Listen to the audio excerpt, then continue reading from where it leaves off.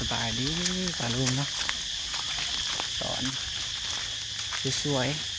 ๆเขากำลังลงป่าเขาว่าสบายดีป่ะลุงน้องชื่อนั่นเกาะลืมนะชื่อนั่นเกาะฮะชื่อฮะชื่อยังชื่อโตโน่ไม่ละลืมชื่อโตโน่เราก็บอกเขาได้มากตอนนี้กำลังลงทำพิธีเนาะยังรอแต่หลวงพ่อเพิ่นพิธีทำพิธีขย่าเขาแล้วลงคนกับบุคคลลายดอกลูกหวานเลยมาให้เจ้าหาท่านแบบทรงแม่เด้ต้องทรงแม่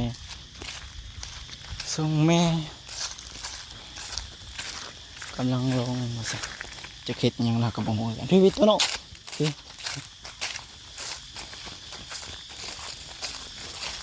เราเบิกหน้าใหญ่ไปเลยเป็นน้องไปเลยพอขักกันเลย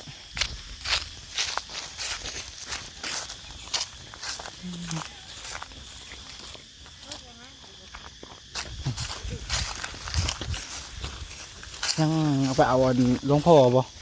สี่องค์คิดว่าทำอยู่เพื่อนเลยปกติเขาต้องไม่ให้พี่บ่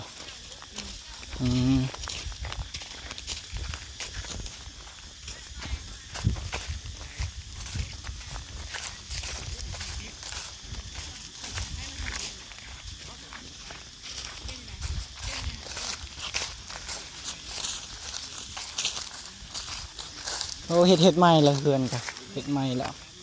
แต่ข้าวมือน้ำมดมามือเล็กนะพอได้เฮ็ดใหม่เลย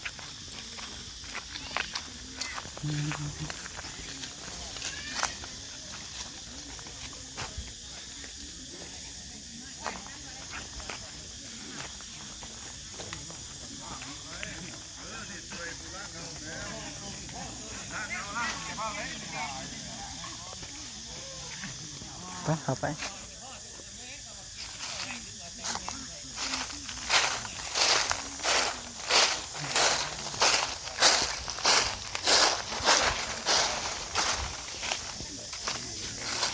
กระตุกใหม่นะ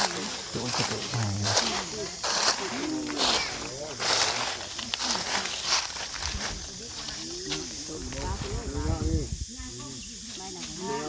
เดี๋ยวโลดน้ำที่บ่ออยู่ได้นี่เป็นสีชังให้ถึงฟ้าสีเลย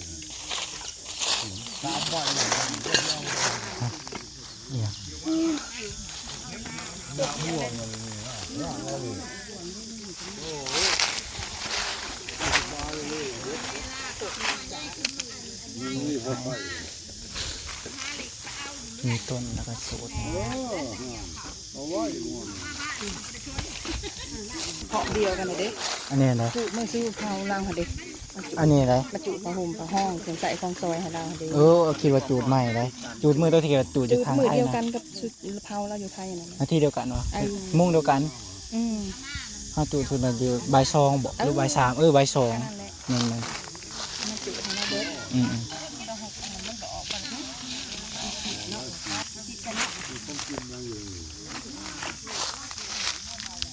ล้างถ้วยล้างหัวไก่เจ้าสิปลาไปเลยปลาทองไว้ทำใบเลยโอ้ยโบใส่ได้เอง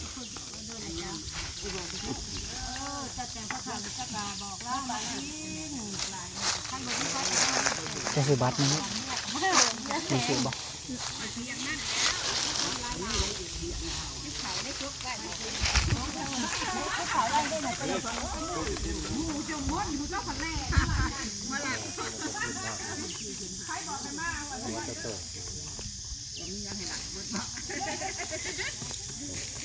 ถือเล่ไปเด้อระบาดว่าแดงพักเขาเนี่ยกัดนั่นแหละได้เราออก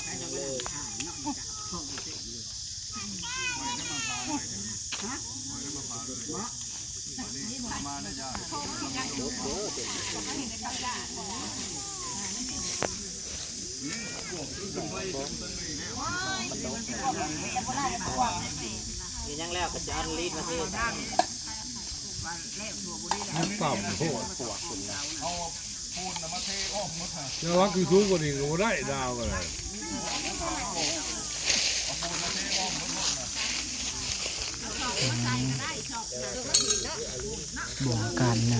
3 ใบครบอันนี้หมอ2หมอ1 แ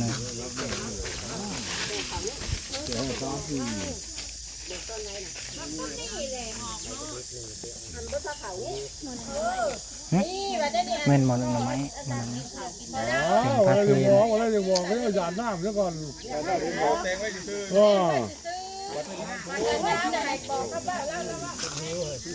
กินแล้วกินก่อนแล้ว โมหิวเลยเขาเห็น กินแล้ว กินแล้วเฮียแล้ว เขาเลี้ยงเห็นของเขาชอบบอกว่าเห็นอยู่คนนู้นหิวเสือเล่าดัง กินแล้ว หยาดน้ำก็ยังเอามือออกมาหยาดใส่เขาเห็นมีขักของน้ำ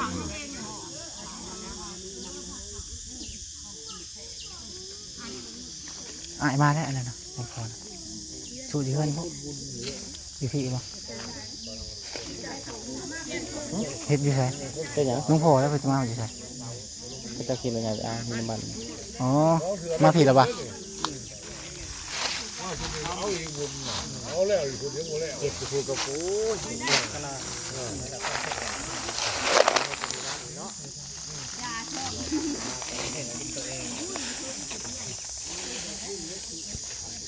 จะก็ให้ว่า อาแถบมันก็ไปดังอยู่ขักแต่ กูอยู่น้ำกันกับมาคือกันกูก็ได้เราอยู่ก็ได้ก็ได้แล้วเคยอยู่น้ำกันไปน้ำกันบ่ ถ้ามันเห็นเห็นเพื่อนเรายังเห็นอยู่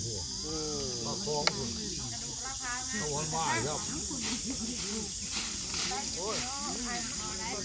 โมเน่ไม่ได้มาตีอัดได้เหมือนจะฝังงูเรียบร้อยมันตัดทีว่าเหมือนมันหลบผ่างูผ่ายาสูบไม่หรอคนหลบยา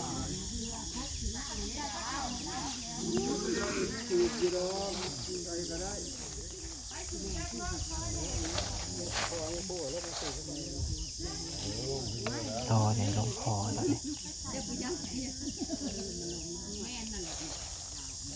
เอาลงมาเลยนะเอาลงตั้งพี่ จะคืนว่าอันยังสังฆทานเด็ก ว่ามีเจ้ากันเนี่ย จะเขาแปลว่าอย่างไรก็ลงไง ตอนนี้จาเนี่ย จะเขาเอื่นซื้อมันว่าในเหตุเป็นแบบสังฆทานนี่ แล้ว นะ ตั้งเลยนะ สูตรบ่เลยยังเขาก็บ่ฮู้กันได้นี่น้องมักก็บ่ฮู้ รักเนาะจะดูเขาตั้งอยู่เลย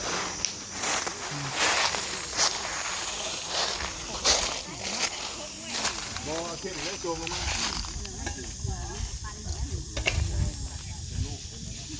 อ๋อนี่บูเนี่ย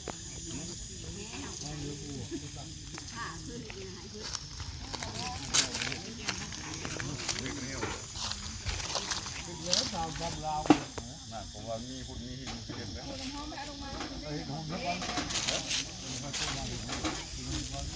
มันนั่นว่าต้องกันต้องแน่นกันแนวได้เฮ้ยว่าเราได้ใช้ไผ่ผมดูผมไม่ใจพี่แล้วนะดึงเอาเลยว่าไผ่ผมก็ได้มาไผ่คนคนนั้นยังจะได้ดึงเอาดึงจับมาไผ่แห้งนะ ยังอยู่นะ ยังเช็ดหุ่นอยู่เป็นหุ่น เหลือโลบอกว่าเหลือ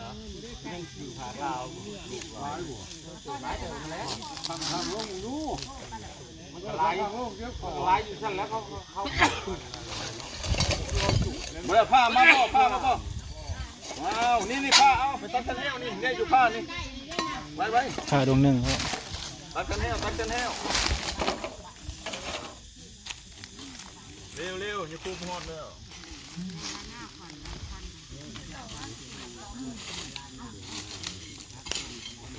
กูแบงมาอยู่กลางมันหอกได้ทำให้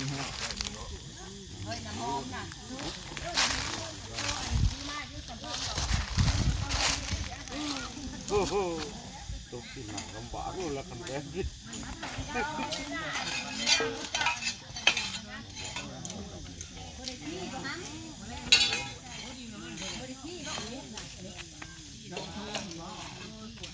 อันนี้เห็ดขุดเด้อพี่น้อง